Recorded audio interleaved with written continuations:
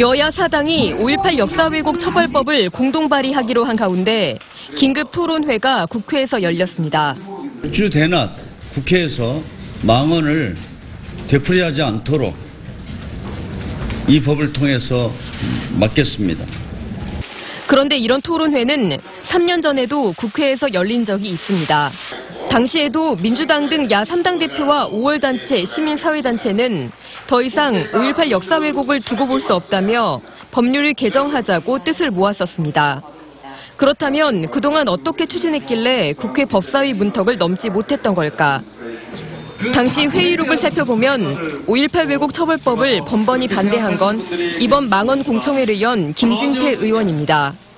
2013년엔 명예훼손법과 중복된다고, 지난 2016년엔 특정한 사건이나 인물에 대해 비방하지 말라는 것은 보편성이 없기 때문에 법이 아니라며 반대했습니다. 2017년에도 부정적 평가를 못하게 하고 처벌까지 하는 건 위헌성이 농후하다며 반대에 앞장섰습니다.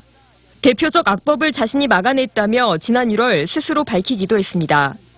그러면서 5.18을 왜곡해 형사재판 중인 지만원 씨를 진상조사위원으로 추천했습니다.